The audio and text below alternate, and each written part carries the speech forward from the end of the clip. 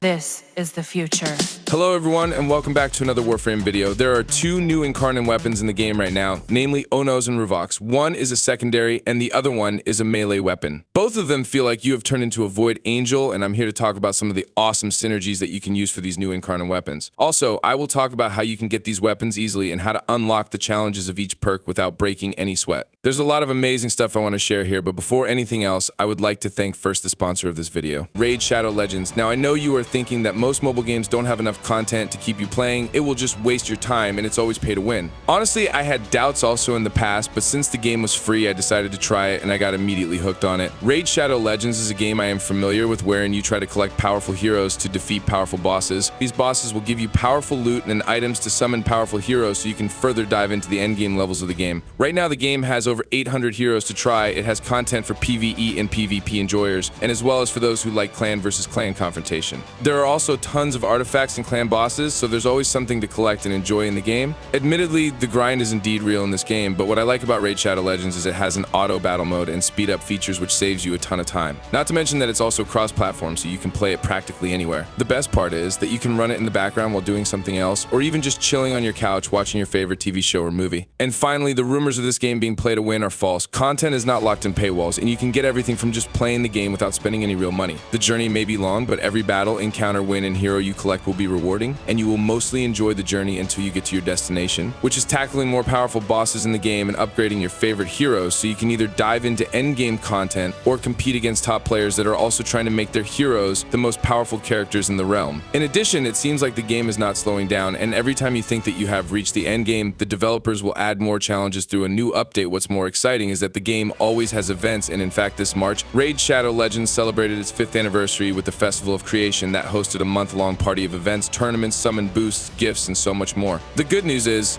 it's not too late to join the party. If you play Raid Shadow Legends now by simply clicking and downloading the link using my link in the description, or scanning the QR code right here, you can get $100 worth of prizes, including the epic boss killer Lady Atessa and exclusive 5th anniversary awards after reaching level 25. Once you are in the game, don't hesitate to add me up as your friend. Also, I just started my own clan in the game, so if you are willing to join, then feel free to message me in our official Discord server so I can invite you over. The link to our Discord server is on the video description below, and as well as the link to Raid Shadow Legends, so you can download it now and get all the free stuff to boost your journey. Thank you so much for all your support, and now let's begin this video. So let's start with the builds, perks, and combos for each Incarnon weapon. Among the two new evolving weapons, my personal favorite is the Ruvox, as it synergies well with the new augment of Lavos. The Ruvox is mainly a fist weapon, which feels like the hands of the Void Angels have been grafted to your Warframe's arms. It has a good critical chance, critical damage multiplier, and status chance, but I was shocked that the Incarnon fist only has impact damage in its base stats. Now, we all know that impact is not that good when it comes to killing speed, and the status effect of this physical damage is stagger. After reaching a maximum of 5 stacks, then you can deal a finisher attack using this weapon. I think this is one of the main features for the Incarnon melee weapon that Digital Extremes are aiming for, and they would want to use the impact proc so we can do finisher kills to activate its 4th perk called Inspiring Execution, so we can get combo count fast and activate its Incarnon form. The evolved form of the melee weapon, though, will turn all those impact damage to puncture. Now, you all know that puncture's status effect is weakened and debuffs enemies with an 80% reduced damage to players, and it also gives a 25% max critical chance at 5 stacks maximum. So basically, once the weapon turns into its Incarnon form, you will play a different kind of playstyle, and that finisher setup won't be used for as long as the evolved form is active. At first, I was scratching my head since the concept is good, but real-life applications of the perks are kind of bad, and it's not a smooth transition from finisher setup to damage reduction and critical chance. And most probably, you can't create a build for impact and puncture without sacrificing other mods that boost the damage of the melee weapon. Another thing that I don't like about its Incarnon form is the decrease in attack speed. The weapon has no good innate damage type, and it gets slower in its Incarnon form. You can somehow counter this with its Evolution 2 perk called Lethal Impetus, which grants 45% attack speed at max, but I'm not a fan of this kind of feature wherein you get debuffed and forced to use a perk to somehow negate the debuff. It seems like the Ruvox is turning into mastery rank fodder, but I'm just glad that there's an interesting perk on its Evolution 5. I'm not talking about the permanent perforation here that grants 5 puncture status to impaled enemies. Aside from the increased range and conversion of impact to puncture damage, the Incarnon form has a special feature wherein your heavy slam attacks can impale enemies with void spikes. I was hoping that the void spikes will have the same effect as the Void Angels, wherein enemy souls will depart their body, but it turns out that the only benefit that Digital Extremes can think of are buffs for heavy attack efficiency, status vulnerability, and max puncture status. The heavy attack efficiency allows you to use those void spikes more frequently while not depleting your combo count fast. Also, do take note that heavy slam attacks benefit from damage mods now, and those slam damage will deal more damage right now. The only problem is that this is worthless because we now have Tennokai mods that allow us to do a heavy attack slam with this weapon without depleting our combo multiplier. On the other hand, the max puncture proc is also interesting, but in real missions, it's pointless since the 25% critical chance bonus is not that high for red crit builds, and you can't take advantage of the less damage debuff to enemies because enemies are impaled. If the damage debuff prolonged for a couple of seconds, then it would be handy for tank setup, but the developer decided to only give damage debuff to those enemies that can't even move because they got impaled. So it's obvious that I'll be picking the vulnerability serum for this, which grants 35% status vulnerability to impaled targets. Now, I would like to thank the guy who commented on my recent Dante guide correcting me for my wrong understanding of status vulnerability. Instead of adding status damage, what this does is add a % status chance to your melee weapon, which then grants additional status stacks. So basically, the higher the status vulnerability, the more status effect you can inflict the target in a single hit. By the way, before we go to some builds, I would also like to share that there's also an interesting perk on its evolution too called Gathering Momentum. With this perk, you can turn the Ruvox into a good stat stick for speed frame purposes. The perk gives you 5% movement speed per melee combo multiplier, and at max, it will give you 60% movement speed, which is kind of interesting for speed gas build, or any other speedster frame that you want to maximize their movement. So after some consideration, I decided that I would go for Lethal Impetus in my second evolution for more attack speed. For the third evolution, I go with Shockwave Synergy for combo count. For its fourth evolution, I go with Swift Transmute so I can activate my Incarnon form at 3 times combo multiplier, and finally, the last evolution is for the Vulnerability Serum. After that, I decided to try this with a Prolonged Paralysis Valkyr. Valkyr has this augment that pulls enemies towards you and then knocks them down for easy ground finishers. The augment drains shields instead of energy, so that is why I have Pillage on the build. The best part is, Pillage works well with the Synergy as it can strip defenses, hence allowing my Ruvox to deal more damage with just Puncture and a couple of elemental mods in my build. For the Ruvox build, I decided to go with Electricity and Viral for the melee influence arcane setup. Then, I did not add any range mods since the +3 range from the Incarnon form is enough, and obviously I don't need it since I'll be grouping enemies with Valkyr's Prolonged Paralysis. This Synergy is flawless as you have Pillage for survivability and defense strip. In addition, Prolonged Paralysis grouping allows you to pull enemies in one place so you can take advantage of the Void Spike status vulnerability. The only downside is that it's not a playstyle with active gameplay. Most of the time you'll be sitting in one place pulling enemies, spiking and killing them with your Incarnon melee weapon. So that is why I tried other Synergies, and the best combo so far that I have tried for this weapon is with Lavos' new augment. Honestly, I was not expecting this augment to be so different. My initial expectation was this augment would turn Lavos into an insane nuker with its increased elemental damage. It turns out to be something better, and while it doesn't amplify the nuking power of Lavos' ultimate ability, it does turn the Warframe into a true alchemist. Using this augment feels like you are cosplaying Edward Elric from the anime called Full Metal Alchemist, and it's so much fun to play with in Steel Path levels. So what Valence Formation Augment actually does is give your weapon an insane 200% elemental damage buff with a guaranteed status chance for a period. The elemental damage bonus seems to be fixed and can't be increased by power strength mods, while the duration can be affected with primed continuity, narrow-minded, or other duration mods in the game. Now, Lavos can freely select what type of elemental buff he can put in his weapon. Remember that the Warframe has this special alchemy mechanic wherein you can long press an ability key to activate its corresponding element. You have the base element as well as the combined elements such as gas, viral, corrosive, magnetic, and radiation at your disposal. So if you long press your first ability followed by casting any of Lavos' skills, then you will bestow toxin damage to your weapon. And get this, the elemental damage buff you get, which is toxin, won't combine with other elements you have in your weapon. If you have modded for viral and heat in your weapon, then you will most likely have viral, heat, and toxin after the Valence Formation takes effect. Now, let's take for example this Kuva Nucor modded with magnetic, viral, heat, and radiation. Once I have activated my Toxin Valence Formation, the toxin damage will be dominant among all damage types, hence giving you insane damage over time on top of all the elemental damage types you have. Not only does it give you more damage in Condition Overload or Galvanized Status Chance setup, but this is great for damage over time setups such as heat, gas, and toxin, which I want to tackle in a separate video. For now, let's focus on the Ruvox and Lavos synergy, as in my opinion, this video will be 30 minutes long if we discuss all the awesome synergy for Lavos' new augment mod. My Ruvox build is kind of different for this Lavos synergy. Instead of adding an electricity status chance mod in my build, I decided to go with just viral since I can easily tap and hold Lavos' third ability to get the electric damage type and activate melee influence. After that, I just brew toxin, and this will melt enemies in seconds as it spreads the toxin damage with increased damage from the Valence Formation augment. For my Lavos build, I decided to not add a Ophidian Bite and went with a Mecha Mod set build. With the Valence Formation Augment, I decided to go with a Brawler Alchemist type rather than a caster style. I don't usually spam my abilities with this type of build and just use the melee influence to spread heat or toxin damage to enemies and kill them. With the amount of duration I have, the Valence Formation buff will last more than 30 seconds, enough for my abilities to cool off. For the Ruvox synergy, I highly advise using the Arcane Strike to increase attack speed, as most of the time you'll be using fast attack to spread the status by melee influence. The best part about this is when you void spike enemies, the damage of either heat, toxin, or even electricity becomes so insane that it can melt those impaled targets within a couple of seconds. And finally, the Mecha Mod set is great for Lavos for more survivability and area nuking. For the companion, I use the Sunika Kubrao, since this is the dog that can always mark the target with the Mecha Mod set effect. With this build, Mecha Pulse will always proc, giving you more armor bonus, hence ramping up your damage reduction through armor. This makes you Lavos tanky enough to withstand hits against steel path levels, and since I don't need any energy setup, I just added Molt Reconstruct in the second arcane slot for more survivability. Also, you might wonder why my casting speed for Lavos is so high. This is because I have allocated a lot of casting speed buff with the help of yellow Arcane Shards. It's not needed for the synergy, but having fast casting speed is sure fun with Lavos. The Ruvox may be a weird Incarnon weapon for you guys, but it's exceptional when played with a Valence Formation Lavos. It turns the Warframe into a Brawler Alchemist, and while I don't showcase nuking in this video, you can still use the nuking part of Lavos in this setup. Just equip the Cedo for priming and just nuke enemies with your fourth ability if you want. The only downside though is it's only 25 meters of nuking, perfect for close to mid-quarter combat. It's still good though, knowing that Cedo can only afflict multiple statuses to a crowd of enemies and not to the whole room. Overall, the Valence Formation Ruvox setup is crazy good, and I highly advise that you try it for yourself. Now that we are done with the Incarnon melee, let's proceed to the new Incarnon secondary called the Onos.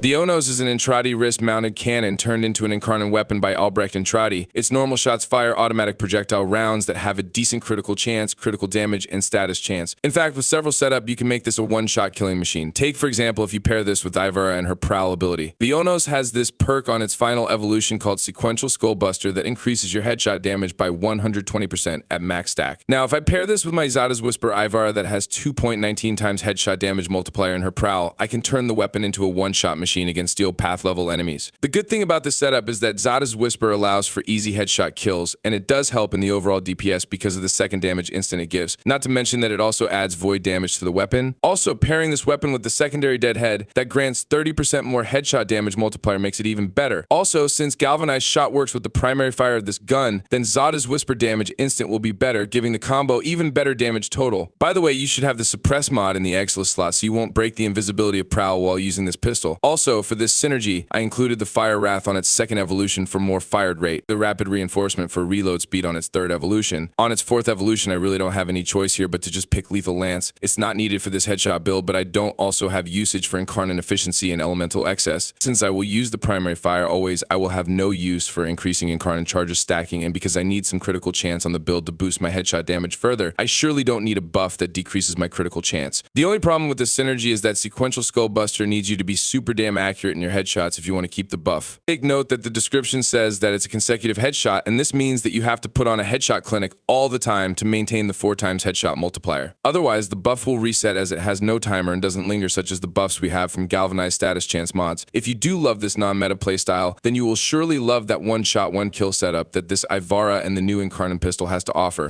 There are other interesting perks in the Onos that I also tried, and one of them is the punch-through mechanic of the gun. I tried it with a mag bubble setup, as we all know that projectile weapons with punch-through do work well with the magnetized skill, but sadly, the synergy wasn't amazing in the normal fire, or even the Incarnon form of the gun doesn't have the same interaction like the old, but Gold Lanka sniper rifle or other punch-through weapons that work great with the magnetized ability. Initially, I thought that it would be best to have the punch-through mechanic in its normal form and activate both the lethal lance of its fourth evolution and the impaler's ferocity of the final evolution. It turns out that the punch-through mechanic is better when using the Incarnon form of the gun. The Incarnon form changes the weapon from an automatic gauntlet to held trigger arm cannon, and in this form, it shoots a wide beam that inflicts radiation. With time, the beam tightens, charging additional strikes. When fully charged, the Incarnon weapon shoots a high damage strike with infinite body punch through that inflicts heat with guaranteed proc and causes heat area of damage. This allows you to get the 100% bonus damage all the time from Impaler's ferocity. It's a good combination, but somehow I feel like the combo for its Incarnon form is better with the Devastation Cascade that grants massive critical chance and critical damage to the gun. The Incarnon form can go ballistic and it can hit millions of damage with the Devastation Cascade setup that grants 250% max critical damage